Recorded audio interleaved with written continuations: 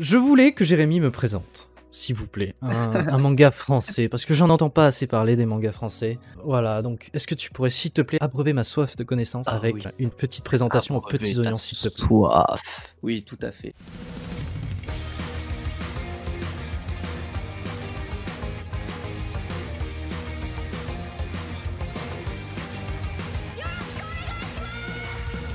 Du coup, il n'y a pas assez de mangas français, comme on le dit Théophane. Vous en avez jamais entendu parler d'un, si ce n'est peut-être Dreamland ou Radiant, évidemment, qui a percé au Japon avec son animé. Mais nous, ici, on en connaît très peu. Et il y a très peu de mangaka français dont on entend parler également. Je vais vous parler d'un animé et d'un manga dont je n'ai entendu parler que très récemment. Et j'ai appris qu'il avait carrément eu une adaptation en animé sur Netflix. Ce manga, c'est Last Man. Du coup, j'ai découvert ça et franchement, j'ai été pris dans l'animé sur Netflix. Ça a été par Bastien Vires.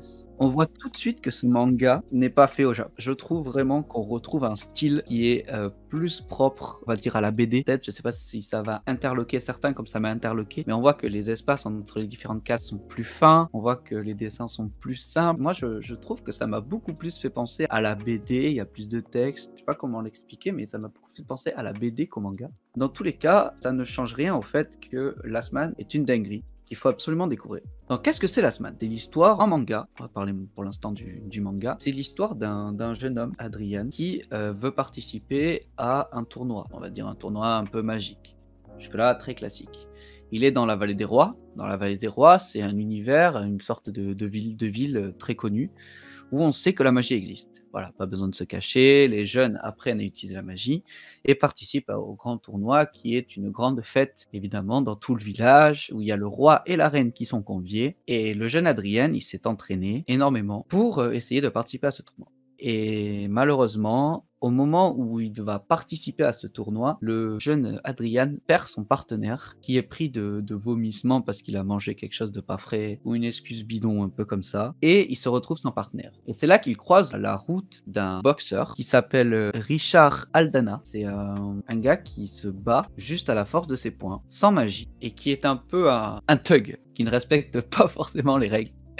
L'affiche là que l'on voit de Last Man, on a donc Adrien en premier plan, en bas, et on a derrière donc du coup Adrien qui est le boxeur, et le personnage féminin que vous voyez à gauche du boxeur, c'est la mère d'Adrien. Voilà, donc il y a toute une histoire qui se passe entre ces trois-là. Et on ressent tout de suite dans ce manga que ça vient plus de l'Europe, ou que ça vient pas évidemment du Japon.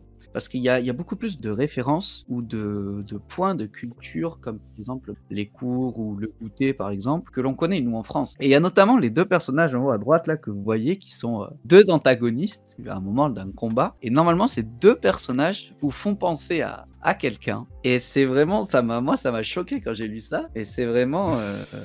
Là, j'y vais, là. Là, vraiment, je fais ça, là. Là tu vas là. Là tu vas là. En Ah, gros, il y a vraiment là, des j'y vais. inspirations. Il y a vraiment des inspirations. Donc, c'est vraiment, mais c'est une dinguerie. Au début, j'avais pas capté. Et puis au moment où j'ai vu ça, je me suis dit, putain, c'est les Bogdanov. Et donc, du coup, c'est une dinguerie. C'est comme par hasard, c'est deux frères hyper proches et tout. Mais voilà, du coup, c'est Bogdanov. Les Bogdanov sont des antagonistes d'un manga. Bogdanov. Ah bref, incroyable. Et du coup, donc une fois que j'ai découvert une fois que j'ai vu le manga, tout ça, donc c'est un manga qui n'est pas facile à lire, pour pas vous mentir. C'est un manga français, mais quand on est habitué à lire des mangas japonais où il y a beaucoup plus de détails, notamment dans le fond. Là, vous voyez par exemple, lorsque les deux antagonistes sont présentés, c'est un fond gris, il y a rien derrière. Et il y a beaucoup de scènes de combat où il y a beaucoup moins de fond, beaucoup moins de travail en arrière-plan. Mais sûrement parce que les mangaka français ont moins de moyens pour faire leurs œuvres, donc il y a forcément une différence de qualité qui se ressent. Mais bon, c'est pas grave, ils font avec. Du coup, une fois que ce manga a été fait et qu'il a eu un petit succès, il y a un crowdfunding qui a été créé par les fans pour un animé. Et c'est vraiment un animé qui a été fait par les fans, pour les fans. Et c'est une dinguerie parce que quand c'est fait avec la passion et avec l'envie de profiter à l'œuvre, ça ne peut que être bon. Et donc forcément, l'animé qui en est ressorti, qui est du coup donc disponible sur Netflix, c'est en réalité un préquel de 10 ans auparavant. Et ça raconte l'histoire de ce fameux boxeur qui vient en aide à Adrien au départ. Et ce boxeur, en gros, si vous voulez, au tout début de l'animé, il a son meilleur ami que vous voyez donc sur l'image en bas à gauche, qui est Adrian en premier plan, et derrière il y a son meilleur ami qui lui a appris la boxe, qui va tout simplement mourir très tôt. Et en fait, cette mort a de nombreuses conséquences, et du coup, il va arriver de nombreuses aventures à Adrian. Je ne vous en parle pas plus pour ne pas vous spoiler. Je vous recommande d'aller voir cet animé qui garde un peu un style graphique assez proche de celui du manga, donc qui est très agréable à regarder. L'animation, je la trouve très bien faite. On sent que c'est pas fait par des Japonais. On sent que c'est fait par un studio européen. Mais je trouve que c'est vraiment très bien fait et qu'on se laisse prendre. Les épisodes sont courts, ils durent 12 minutes, il y en a 24. Ah oui. C'est assez court. Mais du coup, ça se regarde vraiment tout seul.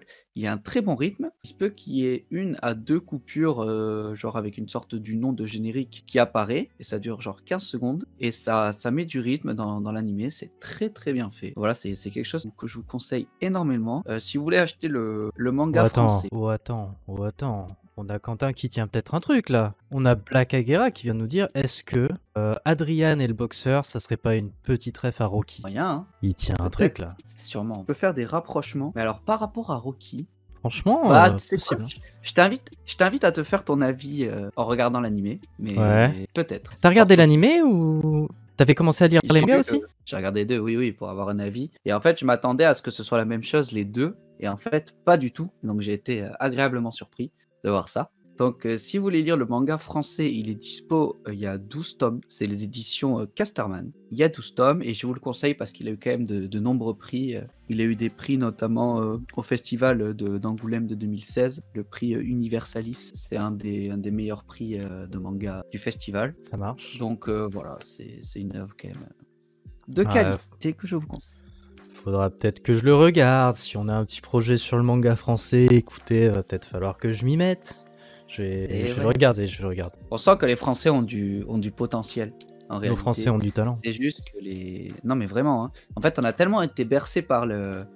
Que ce soit la BD avant ou le manga maintenant, on a tellement d'armes culturelles pour faire des œuvres de fou. Je pense qu'il y a un potentiel de ouf. C'est ma découverte manga de la semaine, c'est vraiment une pépite. Et j'espère qu'il vous plaira autant qu'il me... Bon, mais c'est à moi. Maintenant, on va parler d'un animé qui n'est pas du tout français. Mais alors, pas du tout. Écoute, on peut pas parler que de manga français ici. Aujourd'hui, je vais vous parler de Fruit Basket. Je sais pas si vous connaissez. En vrai, j'en ai entendu... Avant que je le regarde, j'en avais entendu parler, que ce soit par le chef Otaku, sur YouTube. J'en avais déjà entendu parler parce qu'en fait, il y a beaucoup de gens qui ont grandi avec Fruit Basket parce qu'il y a eu une première adaptation, je crois en 2001. Qu'est-ce que je peux dire sur Fruit Basket? C'est super bien Fruit Basket. Donc pour revenir un petit peu sur l'histoire, le manga vient de Natsuki Takaya et il a été publié de 1998. Notre année de naissance. Voilà. Il y a eu 23 tomes reliés aux éditions Delacour. Par contre, ça, je savais pas. Il y a une suite à Fruit Basket qui a été publiée le 4 septembre 2015 et qui est nommée Fruit Basket Another. Là, il n'y a pas d'anime sur Fruit Basket Another. Écoute, pour le moment, j'ai vu que la première saison. Mais je serais très friand d'avoir la suite, je suppose. Parce que moi, j'aime bien quand les mangas ne s'arrêtent jamais. C'est quoi la diff entre Another et l'autre? C'est un autre, ces autres personnages? C'est quoi? Alors, donc, première adaptation de l'anime en 2001. Il y a eu... Alors, par contre... il y a eu une différence.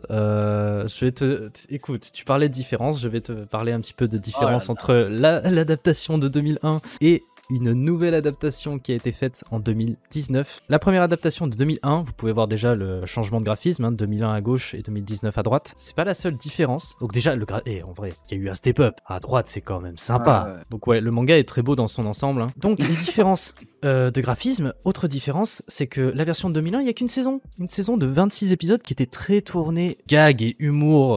Ce qui n'est pas du tout le cas de la version de 2019. Il y a toujours un peu d'humour, mais sur un ton quand même qui est beaucoup plus sérieux. La version 2019, elle est censée être plus fidèle au manga. Voilà, il y a plus d'intrigues, plus de personnages, découvre plus de développement des persos. Donc la version 2019 a l'air quand même mieux que la version 2001, même si j'ai pas vu celle de 2001. Donc, qu'est-ce que Fruit Basket? D'abord, je vais vous raconter une petite histoire, une petite légende japonaise, ok? Il y a fort longtemps, un dieu dit aux animaux « Je vous invite tous à mon banquet qui aura lieu demain. » En entendant cela, le rat sournois alla voir son voisin le chat et lui dit que la fête aurait lieu le surlendemain. Le jour de la fête, le rat grimpa sur le bœuf et arriva le premier sur les lieux. Le bœuf et le tigre arrivèrent peu après. La fête battit son plein jusqu'au matin. Il manquait seulement le chat qui avait été trompé. Tout l'anime de Fruit Basket tourne autour de cette légende-là. Toru Honda, c'est une petite fille qui a pas eu beaucoup de chance. Elle a été harcelée étant petite par ses camarades de classe. Sa mère est morte 1 an avant le début de l'anime et elle devait aller vivre chez son grand-père, sauf que son grand-père a voulu faire rénover sa maison. Et il lui a dit « Ouais, Toru, pendant la rénovation, on va vivre chez des amis. » Sauf que Toru, mesdames et messieurs, c'est une FC humble. Elle est trop gentille. Alors déjà, Toru, elle est adorable. Elle est toujours souriante. Elle est naïve à un point, t'imagines même pas. Elle ne veut pas embêter les gens. T'as dit quoi? Trop bon, trop con, des fois, malheureusement. Ah mais c'est ça. Elle ne veut pas embêter les gens. Alors du coup, elle a pas voulu embêter des amis à elle ou quoi que ce soit. Ce qui fait que, qu'est-ce qu'elle a fait? Elle est partie prendre un travail, s'acheter une tente et elle est partie vivre dans la forêt. Sauf que la forêt, en fait, elle est sur le territoire de la famille Soma. Et les Soma, après avoir vu qu'elle vivait dans une tente sur leur terrain, ils vont l'inviter à vivre chez eux, en fait. Parce que... j'ai cru que t'allais dire l'inviter à dégager. Non. Non. Invité à dégager. C'est comme ça que ça se finit, merci à tous. Non, à vivre chez eux. Parce que, en fait, ils se connaissent plus ou moins, hein. Ils sont dans le même lycée, etc. Qu'elle va accepter. Et du coup, c'est quoi son travail? Elle touche combien par mois? Alors écoute, mon cher New Old, je ne sais pas combien elle touche par mois, mais son travail, c'est de faire le ménage dans une entreprise. Elle est femme de ménage. Technicienne de surface, s'il te plaît. Voilà. Donc elle va vivre chez les Soma, sauf qu'elle va vite se rendre compte que les Soma, ils sont maudits. La famille Soma est une grande famille qui vit dans une énorme propriété, c'est limite une ville, le bordel, qui est consacrée que aux Soma. Sauf que parmi tous les membres de la famille Soma, il y en a 12, il y en a 13, enfin... Il y a 12 personnes qui sont maudites par les 12 signes du zodiaque chinois. Wow. Sauf qu'il y en a un 13e, qui est le chat de la légende. Le chat qui avait été trompé, vous vous en souvenez? Voilà, donc ils sont 13, et elle va s'en rendre compte. Dès qu'une personne maudite se fait enlacer ou rentre en contact avec une personne du sexe féminin, ou alors dès qu'elle est affaiblie, et elle se transforme en l'animal du signe, en fait. Voilà. D'accord. Pas pratique, hein, pour le sexe. Donc, nous disions... Ah ouais, elle a pas eu de chance, elle a choisi le mauvais champ, en fait. Ça aurait été un autre chance, c'était bien. Mais non, mais mec, c'est trop stylé, genre, elle lui serre la main, hop, il y a un petit chat devant elle, c'est trop bien. Enfin voilà, du coup, elle va se mettre à vivre avec les Soma. Alors, on les voit tous sur la photo, hein. Il y a le mec qui est en arrière-plan, c'est le mec qui est du signe du chien, le mec qui est à droite, qui est le mec du signe du rat, et le mec qui est à gauche, qui est le mec du signe du chat. C'est marrant, parce que du coup, t'as le signe du rat et le signe du chat qui vivent ensemble, alors que dans la légende, ils se battent un peu. Ce qu'ils font aussi dans la maison, ils se cassent la gueule à longueur de journée, et ils se détestent profondément. Et en fait, tous les membres de la famille Soma, tous les membres de la famille Soma qui sont maudits, ont eu un passé difficile, ont du mal à exprimer leurs émotions, etc. Ils sont tous reclus, renfermés sur eux-mêmes. Et Toru, qui est la gentillesse incarnée, qui sourit tout le temps, et qui se préoccupe des autres, et qui est attentionnée envers ses amis. Genre, elle va, au fur et à mesure, elle va apprendre à les connaître, elle va apprendre à connaître leurs sentiments, leurs malédictions, leur passé, et elle va les soulager, va leur... C'était pas le bon terme à utiliser. Qu'est-ce que je disais après ça, là, ferme-la. Elle va soulager leur peine. Voilà. Laisse-moi tranquille, ta gueule. Newholt qui remue le couteau là, tais-toi. Enfin voilà, elle va soulager leur peine. Ça c'est le synopsis de Fruit Basket. C'est juste du bonheur en fait, c'est un slice of life où on va soulager. C'est un slice of life, et comme tous les slice of life, tu te poses devant. Sauf que là c'est pas tourné drame, c'est tourné un peu humour, avec un petit ton sérieux certes, mais... c'est juste du bonheur. Voilà, c'est très chill comme animé. L'histoire est sympa. Combien d'épisodes? Alors écoute, comme je disais tout à l'heure, saison 1, il y en avait que 26, et du coup ça présentait pas tous les personnages, etc. Tandis que là, avec le remake de 2019, tu as 3 saisons. La première saison qui fait 25 épisodes, la deuxième qui fait 25 aussi, et la troisième saison qui va arriver en avril, très prochainement. C'est dispo sur Wakanim. Donc écoutez, si vous voulez regarder un petit anime chill, regardez-moi ces décors. C'est lumineux, il sourit. Et c'est ça tout le temps. Mais c'est trop bien. Et voilà, il leur arrive des galères au quotidien, un petit peu. La personnage principale, elle est super attachante parce qu'elle est super gentille, trop naïve, etc.